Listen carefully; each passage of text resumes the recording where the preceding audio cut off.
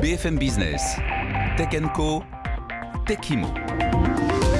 Techimo, et nouveau rendez-vous effectivement dédié à la PropTech sur BFM Business tous les lundis. On est ravis de vous proposer ça, donc à 9h-20. Vous trouverez ça aussi très facilement en replay sur toutes les bonnes plateformes et d'abord sur bfmbusiness.fr. Alors la PropTech, ça va de la construction à la gestion immobilière, effectivement en passant par la Smart City. On en parle ce soir avec Loïs Bourdic, directeur France de la startup PriceHubble. Loïs, bonsoir. Bonsoir. Bon, je l'ai défini là en quelques mots, vous pouvez faire mieux que moi, vous quand même, parce que vous baignez dedans depuis plusieurs années. Racontez-nous un peu la PropTech, comment ça marche, à qui ça s'adresse, c'est quoi l'ambition derrière ? Alors, la PropTech, c'est un segment qui est assez large. En effet, c'est toutes les startups qui vont s'adresser à l'immobilier. On va avoir des startups dans la construction, dans le BIM, c'est le bâtiment augmenté, des startups dans l'analyse de données, PriceHubble en fait partie, et des startups plus innovantes, plus proches des fintechs, sur des nouveaux modèles d'achat, des nouveaux modèles de financement de l'immobilier. Bon, alors vous êtes sur l'analyse immobilière, donc on est vraiment sur de la tech pure et dure, là, et avec cette ambition d'apporter de la transparence sur un marché qui, c'est vrai, en a besoin là, en 2019, notamment en France, mais pas que. Ça s'adresse à qui là ? C'est pour tout le monde ou c'est pour les pros d'abord ? Alors, c'est avant tout pour les pros, c'est-à-dire qu'on a une boîte de B2B avant tout. Ouais. Après, nos clients sont de deux types. Certains qui vont s'adresser in fine à des particuliers et d'autres, comme des promoteurs ou des investisseurs, qui vont utiliser PriceHubble directement dans leur métier de tous les jours. Bon, racontez-nous, là, ça marche comment ? L'idée, c'est d'avoir quel type d'infos ? En immobilier, souvent, c'est le prix qu'on veut, c'est le prix qui nous intéresse, quoi. Alors, le prix est une des variables sur lesquelles on travaille, le loyer est une des autres variables, mais après, ce qui va intéresser nos clients, c'est d'avoir toutes les dynamiques, l'environnement de marché, est-ce qu'il y a des écoles, des services, des transports à proximité, quelles sont les évolutions urbaines à prévoir, la gentrification, les dynamiques liées au Grand Paris Express par exemple. Donc on travaille sur tous ces sujets-là. L'idée est de leur apporter au sein d'une même plateforme toute l'information pour leur permettre de prendre des décisions plus smart. Ouais, parce que le prix pur et dur... On a déjà des plateformes, c'est vrai, en France. Alors, je rappelle que PriceHubble a été créé en 2016, donc à Zurich, donc boîte de droit suisse, et aujourd'hui donc avec des bureaux aussi à Paris, en France. Oui, c'est vrai que je pense notamment à quoi, c'est meilleurs agents. Meilleurs agents, bien sûr, pour ne pas le citer, qui donne la prix, référence sur, c'est que du prix. Sur les marchés immobiliers. Donc on est sur un business model et sur une approche très différente. Meilleurs agents, leur objectif, c'est d'apporter de l'information également à des particuliers pour, in fine, capter un lead vendeur.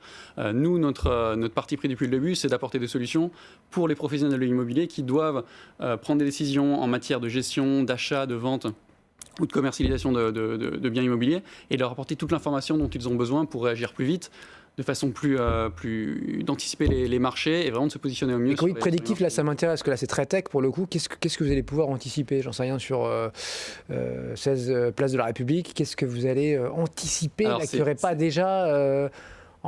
C'est là que ça devient intéressant, c'est que estimer un bien aujourd'hui, analyser un bien aujourd'hui, c'est une chose. Ce qui est le plus intéressant pour nos clients promoteurs, nos clients investisseurs, c'est de se positionner sur les dynamiques. Donc là-dessus, on a une grosse équipe en data science qui travaille sur ces sujets-là, de comprendre quelles sont les choses qu'on peut anticiper. Je parlais du Grand Paris Express, qui est un de nos gros enjeux. Oui. Là, l'idée sur ces aspects d'accessibilité, c'est de comprendre quels sont les paramètres qui, in fine, impactent sur le prix ou impactent sur le loyer.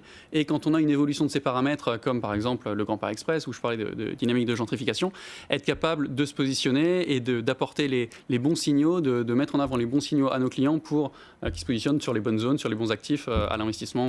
Vos premiers clients là chez PriceHubble, quels sont-ils ? Alors, on travaille avec des acteurs un peu tout au long de la chaîne de valeur. Donc, côté suisse, on travaille avec des acteurs bancaires ou des agents immobiliers. Je peux citer Swiss Life, par exemple, ou Moneypark. D'autres, sur le côté français, on travaille plutôt avec des acteurs du milieu promotion et investisseurs institutionnels. Là, je peux citer, par exemple, des acteurs comme Gessina ou comme Vinci Immobilier, avec lesquels on travaille et qu'on accompagne sur ces problématiques d'analyse immobilière.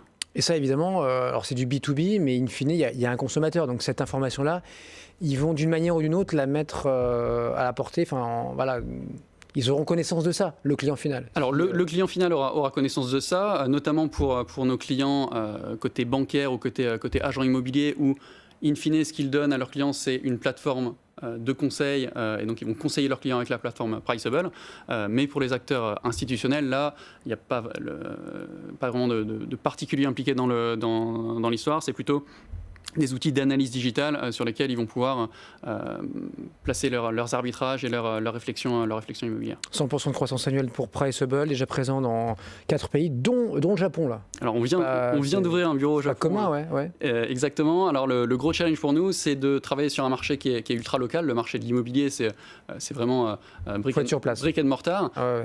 Et donc le gros challenge pour nous, parce qu'on a une vision internationale, c'est de développer une plateforme qui est réplicable dans différents pays. Donc on l'a fait en France, on l'a fait en Allemagne, on vient de le faire au Japon et on est déjà en train de regarder différentes géographies de très près, en Europe et en Asie. Et la beauté de Priceable, c'est de pouvoir répliquer ce modèle-là d'analyse dans les différents pays.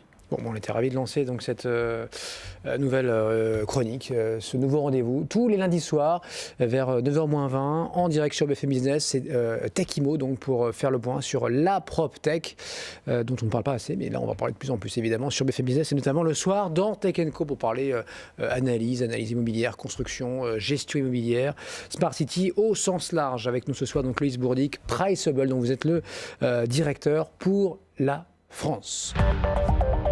Tech & Co, le grand live du numérique sur BFM Business.